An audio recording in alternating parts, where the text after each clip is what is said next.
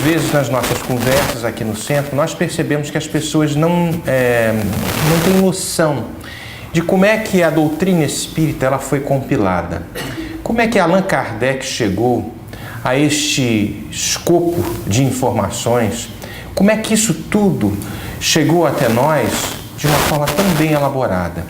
Nós não temos a pretensão de passarmos aqui todas as minúcias e todos os detalhes, porque, logicamente, isso seria tema de uma conversa muito mais longa. Nós temos 40 minutos, 45 minutos, mas pelo menos passarmos alguma ideia de o que aconteceu para aquele homem luminoso, Hippolyte Léon Denis Rivard, aquele francês, para chegar à conclusão. E nós todos espíritas, muitas vezes, buscamos, sem dúvida, como ponto-chave, como ponto culminante, a nossa reforma íntima, a reformulação do nosso espírito ainda, passando por situações muitas vezes complexas e muitas vezes difíceis. Mas muitas vezes nós somos abordados por irmãos de outras crenças que nos perguntam: como é que Allan Kardec chegou a todo este processo? Como é que o Livro dos Espíritos foi escrito? Como é que o Evangelho e tantas outras obras? Nós vamos abordar aqui hoje, basicamente, em duas obras específicas, do Livro dos Espíritos e o Evangelho. Mas para que a gente possa saber sobre um pouquinho, nós temos que fazer uma abordagem do contexto histórico do século XIX, na Europa, onde ela foi compilada. Nós sabemos que ela não surgiu em Paris e existia um momento muito propício. Paris era a cidade de luz, era a cidade das artes, a cidade da cultura, onde tudo era aplaudido. Muitas pessoas falavam que era melhor ser vaiado em Paris do que aplaudido no resto do mundo. Nós estávamos vendo os reflexos do iluminismo, que começou no século XVIII, e ele, trazendo os reflexos no século XIX, nos trazem ideias muito interessantes, a quebra de paradigmas muito importantes, preparatórios para que este momento, aquele corpo de indivíduos, de espíritos que estavam ali encarnados, pudessem ajudar Kardec para que aquilo tudo pudesse acontecer. Então nós vamos aí, sabemos que o progresso dos espíritos acontece de duas formas. Nós temos o desenvolvimento moral e o desenvolvimento intelectual. E muitas vezes esse desenvolvimento não acontece da mesma forma. Da mesma forma não é a palavra. Não acontece da mesma velocidade. Algumas pessoas têm um desenvolvimento moral maior e o intelectual às vezes não tão grande. E outros um desenvolvimento intelectual muito grande, mas são pobres de forma, no sentido moral, moralístico, né? Então a gente sabe que a gente cresce com essas duas asinhas, moral e intelectual. O século XIX foi um desses momentos que a humanidade foi agraciada com este grande número de espíritos, com capacidades intelectuais, capacidades morais, que foram possíveis na área da ciência, da política, da parte econômica. Diversas teses surgiram ali. E Paris, a França, era realmente o foco. Vamos trazer aqui alguns exemplos de algumas pessoas que nasceram no século XVIII.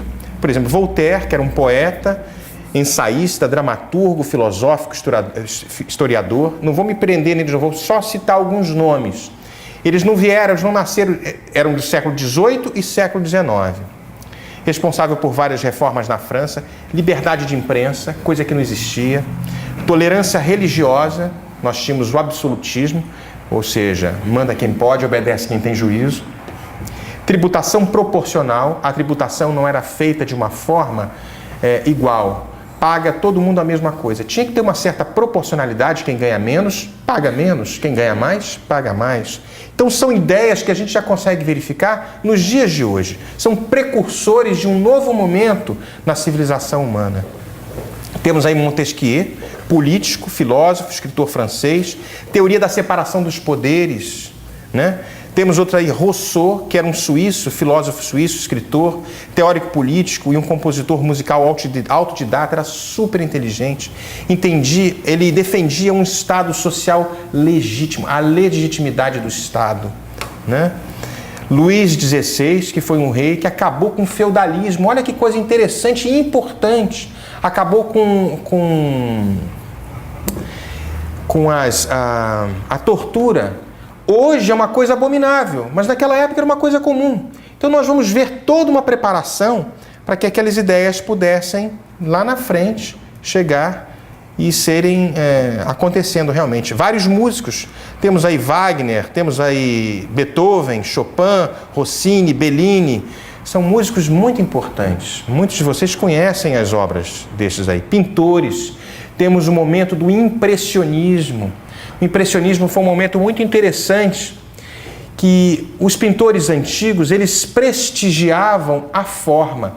Então, a necessidade de se ater às formas, a pintura, ela era... Todo pintor, ele tinha aquela... Eu precisava pegar... Quanto mais bem retratado, bem detalhado eu consigo trazer uma imagem, melhor eu sou. O impressionismo, ele buscava uma outra coisa, ele buscava um momento específico da luz. Nós temos obras belíssimas de Renoir, de Manet, de Monet, Berthe Morisot e vários outros que tentam buscar um momento específico em que a luz acontece e se faz... Muitas vezes você vê, meu Deus, esse quadro tem luz. Eles buscam a luz. Olha o iluminismo acontecendo também. Muito interessante, né? Vários escritores, Victor Hugo, um francês. Quem não conhece, talvez vocês não conheçam, a obra Les Misérables, né? Os Miseráveis. Goethe, que era um escritor alemão, logicamente escreveu algumas coisas que instigaram muitos suicídios, mas era um escritor brilhante, né? Stendhal, Lamartine, Zola, não é Lamartine Babo não, é Zola. E temos aí esses personagens que nos trouxeram. E na área da ciência, Louis Pasteur, Pierre e Marie Curie, Darwin, são personalidades do século XVIII. Pasteur trazendo a primeira concepção da vacina antirrábica, o processo de pasteurização. O leite azedava e ele descobriu, através dos estudos de microbiologia, de que existiam criaturas muito menores. Ele começa a fazer esta investigação do super pequeno e descobrindo realmente, era francês, e descobrindo, vamos elevar a temperatura muito alto, depois a gente abaixa. Olha os processos de pasteurização que são largamente utilizados até nos dias de hoje. Pierre e Marie Curie descobriram a radioatividade através daqueles elementos que eram estudados, e hoje nós temos a radiografia. Quantas vidas são salvas? Lógico que o homem fez a bomba atômica, mau uso do livre-arbítrio, mas quanta coisa benéfica aconteceu destas personalidades. Darwin trouxe a teoria da evolução, logicamente com alguns gaps, com algumas coisas que ainda são discutíveis, mas nós já conseguimos perceber que existe um processo de iluminação, ou seja, a quebra do absolutismo, a quebra do poder da igreja, determinando que isto é isto e está acabado, não se discute. A ciência começa a bater as asas.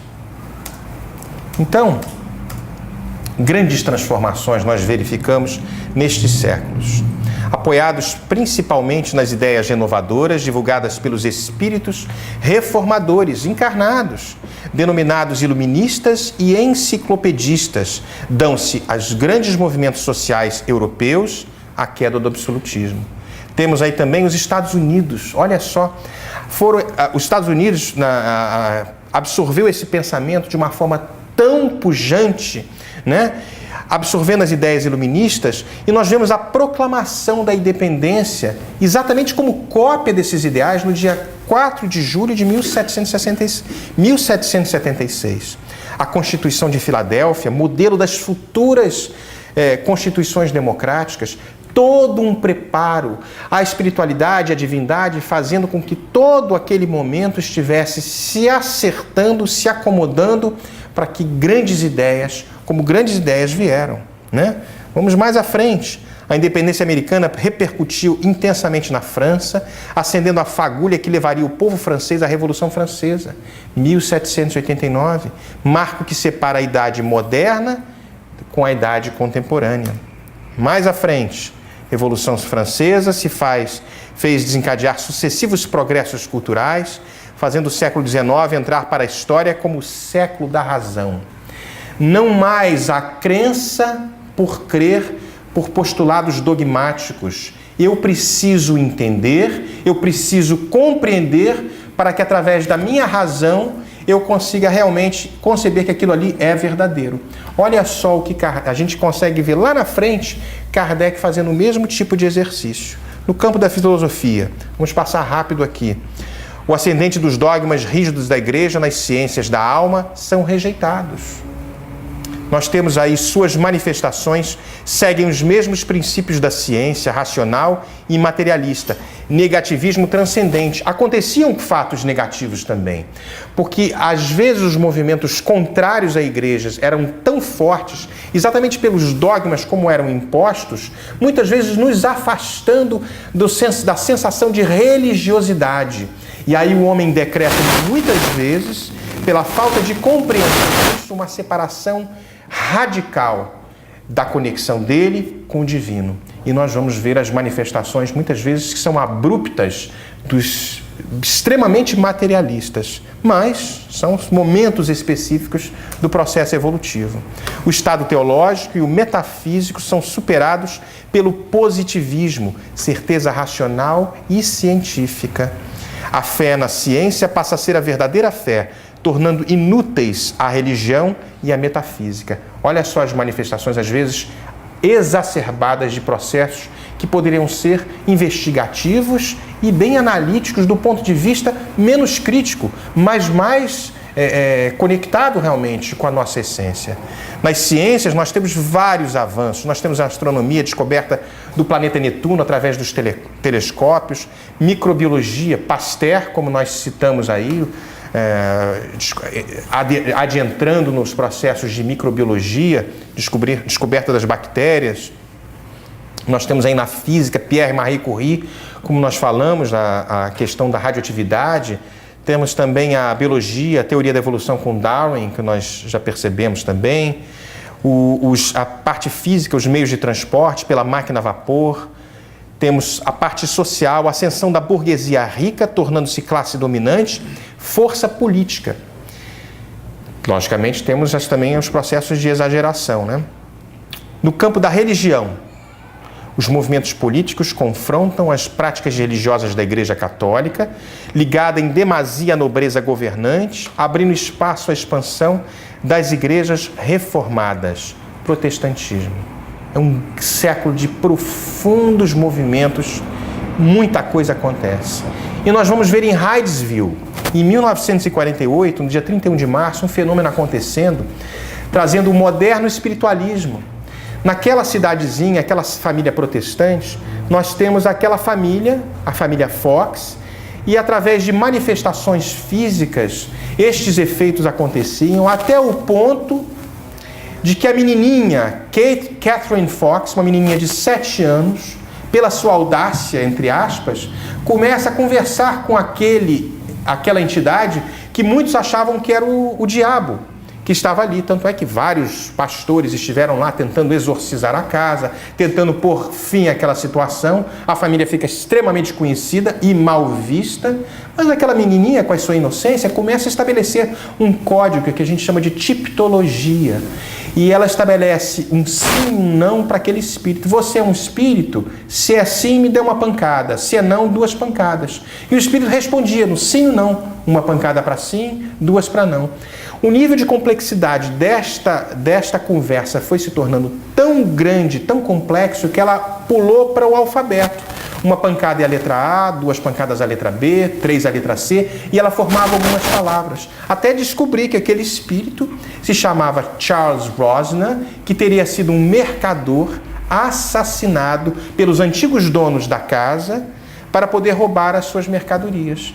E aí o processo vai mais além e descobrem que o corpo foi sepultado, foi enterrado no basement, no porão da casa. Aquele fato foi largamente documentado, essas notícias foram parar na Europa, onde já existia um outro fenômeno das mesas girantes. A sociedade se reunia de forma frívola, em volta de uma mesa, com as letrinhas, um copo girava, a mesa dava pancadas, e eles tentavam descobrir as respostas. Eu vou casar com quem? Vai ser bonito? Vai ser gordo? Vai ser magro? Eu vou ser rico? Essas perguntas frívolas, sem necessidade, sem nenhuma utilidade própria para a pessoa, mas foi chamando a atenção de alguns pesquisadores, de algumas pessoas interessadas, como o senhor Fortier, que era estudante de magnetismo, ele era fumageiro, ele negociava tabaco, e era um amigo de Hippolyte Léon Denisard. Então, nós vamos passar aqui rapidinho aqui. Hippolyte, que nasceu no dia 3 de outubro de 1804, filho de Jean-Baptiste e de Jeanne-Louise, e o sobrenome vocês vão lendo aí, Antoine Rivail, para as pessoas que falam francês bem, né? É batizado, ele veio de família católica, e já com aquela inteligência brilhante, né, ele começa a se destacar de uma forma muito rápida. Jovenzinho, começa os seus estudos em Lyon, jovem, a sociedade enviava muitas das pessoas que tinham uma certa capacidade financeira para estudar com Henri Pestalozzi em Yverdun, no castelo de Yverdun, que ficava na Suíça. E foi o que Hippolyte fez. Hippolyte vai para Yverdun, começa a estudar com Henri Pestalozzi, que era um grande pedagogo, que tinha um processo muito interessante. Ele se destaca com Pestalozzi, sai de Yverdun, vem para a França, começa a estudar, termina os seus estudos na França, e já cedo ele começa a escrever uma série de obras didáticas para que aquele processo... E ele começa a se destacar realmente. Ele já bem cedo, ele faz Perdão, isso aqui é antes. Ele bem cedo, ele monta um pequeno curso na Rue de Sèvres, número 35, e chama o seu tio materno para ser sócio. Ele monta uma pequena escolazinha, baseando-se nos métodos de Pestalozzi. E o tio era um jogador inveterado, gostava de jogo, perdeu muito dinheiro, quase que tiveram que fechar a escola, dividiram ali o dinheiro, deu 45 mil francos para cada um. Hippolyte vai, pega, bota e depois... né? Um amigo falha e perde o dinheiro todo. Então, perder dinheiro não é mérito de nenhum de nós aqui. Kardec também perdia dinheiro em situações bem complicadas e bem complexas. Mas mesmo assim, ele tinha um móvel muito maior que o levava para frente. Ele era um amante da verdade. Ele buscava a verdade. Ele buscava não o seu ponto de vista. Era um profundo amante das ciências, falava alemão fluente, falava francês, porque era a língua dele, falava inglês, falava italiano, se dava muito bem com o espanhol, né? E falava muito bem outra língua que eu não lembro. Ele era um poliglota, um grande estudioso. Para a gente ter uma ideia do que Kardec escreveu, né? Antes mesmo de se despontar nessa situação toda, eu trouxe até aqui algumas coisinhas. Ele, entre suas numerosas obras de educação, vamos citar Plano Proposto para a Melhoria da Instrução Pública, isso em 1828. Olha, como jovenzinho, porque ele nasce em 1804. Curso Prático e Teórico de Aritmética, baseando-se no método de Pestalozzi, Gramática Francesa Clássica, Manual dos Exames para os Diplomas de Capacidade, uma série de situações que ele vem aqui se destacando. Até que ele se destaca nas artes, na ciência, de uma forma muito interessante. Quando o fenômeno desponta na França, que o senhor Fortier o chama, ele tinha ouvido falar, mas ele não deu bola para isso. Eu não quero parar e dar atenção para isso. Ele tinha outras coisas para fazer. Aí falou, não, mas eu estou falando, o Hippolyte, que isso está acontecendo. A mesa mexe e ela consegue responder perguntas e respostas. E ele fala assim, eu não posso conceber que uma mesa sem cérebro, sem sistema nervoso, possa responder perguntas e respostas. E foi através do senhor Patier que o convidou para uma experiência onde ele se reúne, ele olha, a mesa começa a girar, começa a bater, e através daqueles códigos que eles tinham estabelecido, responde a perguntas de cunho científico, de cunho filosófico, de cunho ético e moral, acima da capacidade daqueles que estavam ali.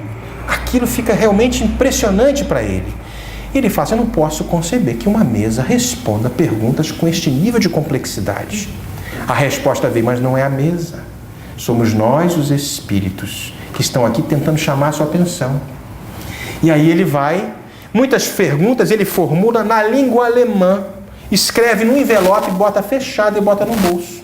Pensa mentalmente a pergunta. E a resposta vem na língua alemã, sem ele ter falado para nenhum daqueles médios que estavam ali. Aí é brincadeira, né, gente? Porque pode, de repente, ok, eu sei a pergunta, eu sei a resposta da sua pergunta. Agora, eu pensar numa pergunta em alemão, boto no meu bolso, às vezes nem boto no meu bolso, a resposta vem em alemão e o médium fala assim, não estou entendendo que palavra é essa, não é alemão. Yavul? Yavul é brincadeira, sou eu que estou falando. Mas então essas questões vinham de uma forma muito interessante, até que ele vai se aprimorando, começa através o pessoal da família Clermont entrega 50 cadernos de perguntas que foram compiladas por 5 anos. Perguntas que estavam embaralhadas de uma forma, sem uma ordem cronológica, sem uma sequência de assuntos. E o pessoal, o senhor Carlotti, o senhor Patier, a senhora Baudin e toda aquela turma começa a falar, entregaram para Hipólite, olha aqui, o que a gente faz com isso? Ele começa a estudar aquilo, vendo as respostas, começa a mandar as mesmas perguntas, várias perguntas que foram feitas, criteriosamente separadas e detalhadas. Não só aqueles médiuns respondem, ele manda para mais de 1000 centros em volta do planeta. Na verdade, não tinha centro espírita, eram aglomerações espiritualistas que tinham esses médiuns. As respostas vinham iguais no seu conteúdo. Lógico que vinha muita coisa que não tinha muito sentido, mas a essência vinha, muitas vezes, de uma forma tão precisa que ele fala, é indubitável que haja uma força, que haja uma inteligência muito grande fazendo todo esse processo de organização. E o Livro dos Espíritos nasce no dia 18 de abril de 1857. E aí, para palavras novas, para ideias novas, para filosofias novas, são criadas novas perguntas, são novas palavras. Espiritualismo era uma coisa, era tudo que... o espiritualista era aquele que acreditava algo além da matéria. O espiritualismo era aquele que acreditava que existe algo além do mundo físico. Mas o católico é espiritualista, o evangélico é espiritualista, o budista é espiritualista, o islâmico é espiritualista, porque acreditam que a alma transcende. Para aquela nova filosofia, para aquela nova ideia, era necessário criar algo novo que diferenciasse. Seria espiritualista, tanto é que no começo do Livro dos Espíritos aparece filosofia espiritualista, mas era necessário que fosse passado uma nova ideia para definir esta nova doutrina. E ele nos traz Espiritismo, como está na introdução do Livro dos Espíritos, na parte: para designar coisas novas são necessárias palavras novas. Assim exige a clareza de uma língua para evitar a confusão que ocorre quando uma palavra tem múltiplo sentido. As palavras espiritual, espiritualista, espiritualismo têm um significado bem definido, e acrescentar-lhes uma nova significação para aplicá-las à doutrina dos espíritos seria multiplicar os casos já não tão numerosos de palavras com duplo sentido. E aí ele vai e cria essa palavra espiritismo para definir exatamente o que era aquela filosofia, o que era aquela ciência.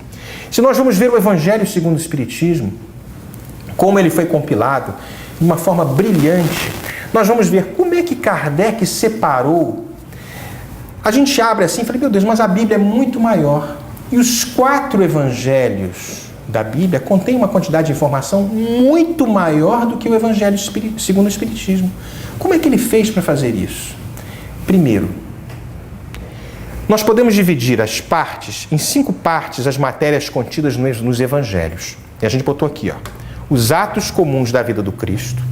Esses evangelhos foram escritos pelos apóstolos, que seguiram os milagres, as predições, as palavras que foram tomadas pela igreja para fundamento de seus dogmas e o ensino moral.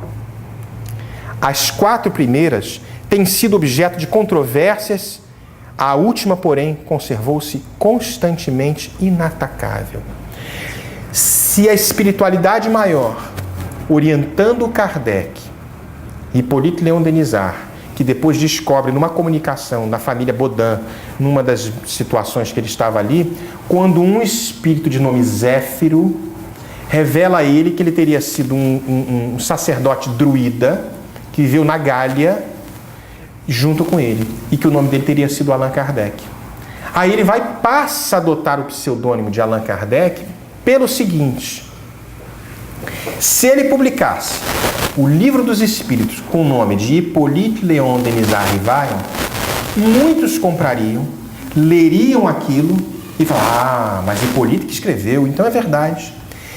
Ele era tão despojado, tão humilde, que ele não quis que o nome dele estivesse ali, que poderia talvez tendenciar algumas pessoas a acreditar naquilo só pelo nome que estava escrito. Se a gente pega um livro assim, Albert Einstein, mas foi Einstein que escreveu, deve estar certo. Ele não quis isso. Ele vai e adota o nome de Allan Kardec para que as pessoas, ao comprarem, ao lerem o livro, fizessem o mesmo exercício de racionalidade que ele fez quando recebeu aquelas perguntas. E aí chegassem à conclusão de uma forma por si só. Olha só. Quantas pessoas daqui, de repente, a gente escreve um livro, a gente ia botar assim, Marcelo Neto. Eu boto bem grande assim para todo mundo ver. Eu vou botar Joãozinho 30? Não ponho. A gente não põe o nome, a gente não omite, porque a gente quer se destacar. Nós somos, às vezes, muito orgulhosos e queremos realmente aparecer no meio científico, no meio social, no meio, seja lá onde for. Kardec era um amante da verdade. Ele buscava que a verdade estivesse realmente no topo desta pirâmide. Então a gente vai vendo que o ensino moral era realmente uma coisa que era incontestável. Ele separa, através de inspiração, aquelas passagens onde são ditadas dos evangelhos, são enviadas os comentários para vários médiuns. Isso tudo não é invenção, não. O bom é a gente pegar o Evangelho segundo o Espiritismo, na parte introdutória, tem tudo isso que eu estou falando e mais um pouco. Muitas vezes a gente abre ao acaso e vai lendo as mensagens. Dá uma lidinha no começo. É tão interessante, porque a gente vai ver a grandeza deste homem que compilou esta doutrina e a gente não se dá conta disso. Então, ele vai separar aquelas mensagens todas e muitas mensagens dos 4 evangelhos são repetitivas, de Marcos, de João, de Lucas. Ele pega as principais do conteúdo moral, vai selecionando por categoria. As respostas são trazidas pelos médiuns em vários lugares. Os médiuns pediram para não serem identificados, porque eles não tinham o menor interesse de se projetarem. Também está isso lá escrito no começo do Evangelho e do Livro dos Espíritos. E aquilo ali realmente vai sendo compilado e nasce o Evangelho segundo o Espiritismo. Então, nós temos aí, diante desse código divino, a própria incredulidade se curva. É terreno onde todos os cultos podem reunir-se, estandarte sobre a qual podem todos colocar-se, quaisquer que sejam suas crenças, porquanto jamais ele constituiu matéria das disputas religiosas, que sempre e por toda a parte se originaram das questões dogmáticas.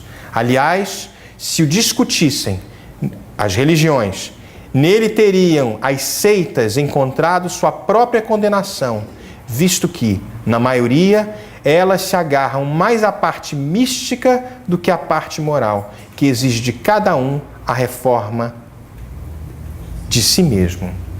E vai mais. Para os homens em particular, constitui aquele código uma regra de proceder que abrange todas as circunstâncias da vida privada e da vida pública. O princípio básico de todas as relações sociais que se fundam na mais rigorosa justiça. E, finalmente, e acima de tudo, o roteiro infalível para a felicidade vindoura, o levantamento de uma ponta do véu que nos oculta a vida futura. Essa parte é a que será objeto exclusivo de estudo desta obra que chamamos o Evangelho segundo o Espiritismo. E nós vemos várias religiões se debatendo muitas vezes nas questões mais mínimas. Não, Jesus foi assim, Jesus foi assado, Jesus falou isso, Jesus... Não, ele não foi, ele foi...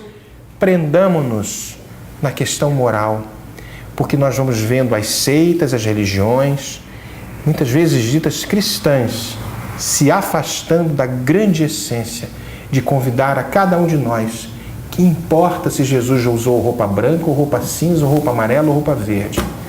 Nós invariavelmente nos pegamos nisso. O que importa é o conteúdo moral, que ele é válido para todas as religiões. Por isso que Leon Denis nos traz, de uma certa forma brilhante, sem apologia ao Espiritismo, que o Espiritismo seria o futuro das religiões. Não estamos aqui de maneira alguma colocando que o Espiritismo vai ser a grande, porque as religiões vão encontrar nos pontos de convergência que todas elas possuem a essência moral que nos cabe, como está escrito dentro de cada um de nós, onde está escrito a lei divina dentro da nossa própria consciência. Isso vale para o budista, para o católico, para o evangélico e para o espírita. E nós vamos chegar a estas conclusões. Na Revista Espírita, de 1865, na página 376, ele tem uma coisa muito interessante aqui. O verdadeiro espírita não é aquele que chegou ao objetivo, mas é aquele que quer seriamente atingi-lo, quaisquer que sejam, então, seus antecedentes. Ele será um bom espírita desde que reconheça suas imperfeições e que seja sincero e perseverante em seu desejo de se corrigir.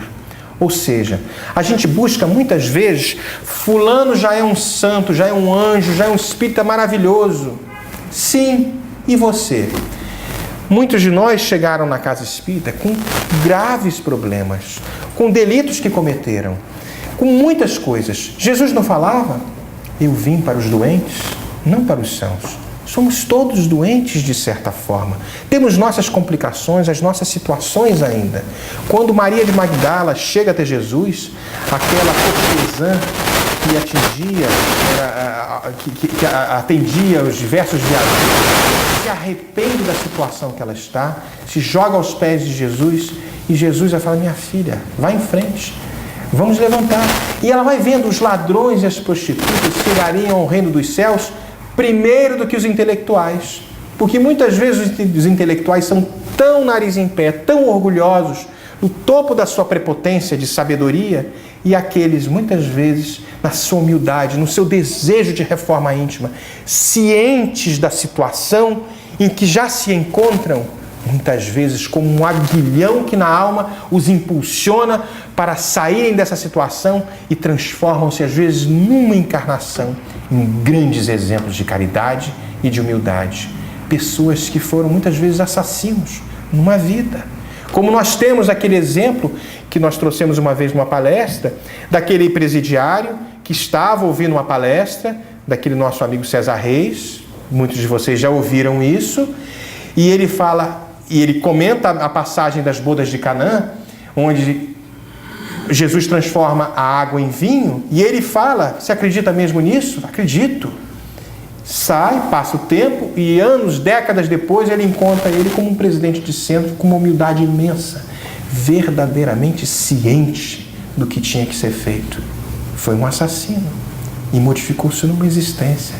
E muitos de nós ainda estamos patinando em séculos e séculos, ouvindo, mudando muitas vezes só o formato como escutamos a mesma mensagem que tem nos ecoado nos ouvidos por tantos e tantos anos. É hora, sem dúvida. Em obras póstumas está escrito: quem entre nós, porque muitas vezes nós pensamos, Kardec está ultrapassado. Kardec tem muita coisa mais moderna. Nós não conseguimos perceber a grandeza deste homem. Quem entre nós, escrito por vários, porque esse artigo foi escrito na Revista Espírita de maio de 1869. Kardec já tinha desencarnado. Quem entre nós, sem ser taxado de presunçoso, poderia se gabar de possuir o espírito de método e de organização dos quais se iluminam todos os trabalhos do mestre de Lyon, que foi Kardec. Sua poderosa inteligência podia concentrar sozinha tantos materiais diversos e triturá-los, transformá-los para se derramarem em seguida como orvalho benfazejo sobre as almas desejosas de conhecerem e de amarem. Incisivo, conciso, profundo, sabia agradar e se fazer compreendido numa linguagem ao mesmo tempo simples e elevada, tão longe do estilo familiar quanto das obscuridades da metafísica. Ele era incrível mesmo. E tinha uma coisa tão amante da verdade que ele não queria provar o ponto de vista dele, não.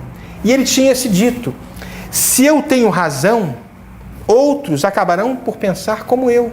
Se eu estiver errado, acabarei pensando como os outros.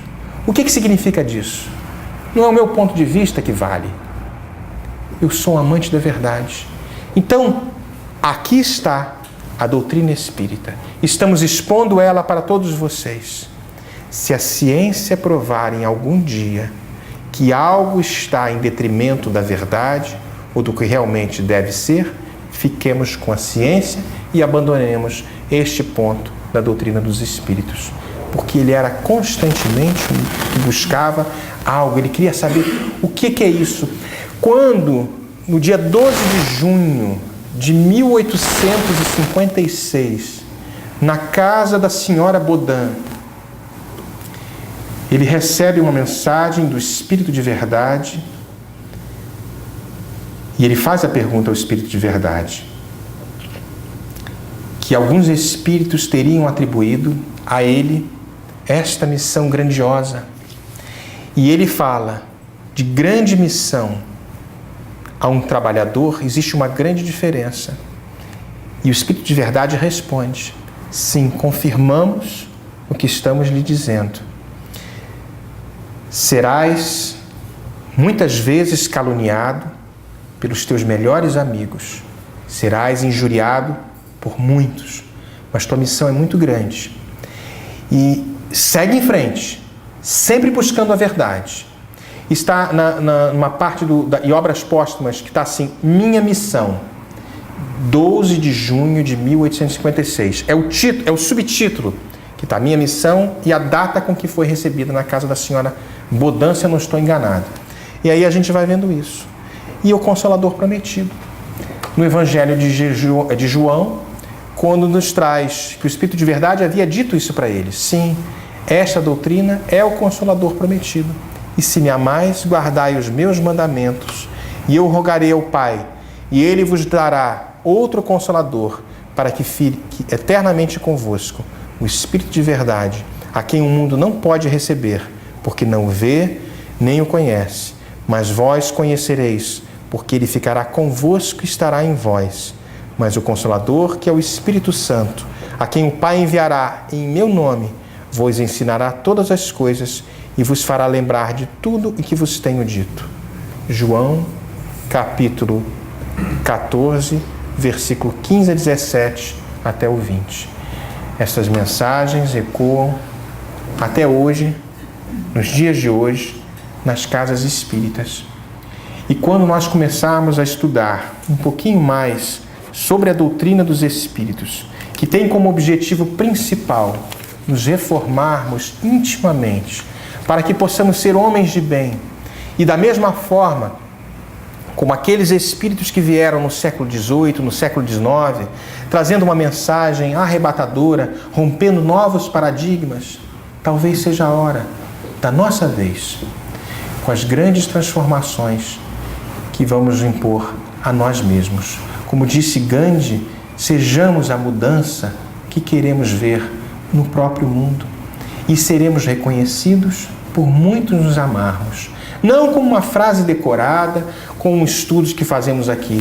Lá fora, na rua, nas coisas do dia a dia, nas situações de trabalho, nas relações comerciais, nas relações sociais, nas relações afetivas e econômicas. E vamos um dia ser indagados: que religião você professa? E a gente vai bater no peito: ah, eu sou espírita. O que é isso? E aí a gente fala, você tem tempo? Senta aqui e começa a conversar. Muito obrigado a todos vocês, muita paz.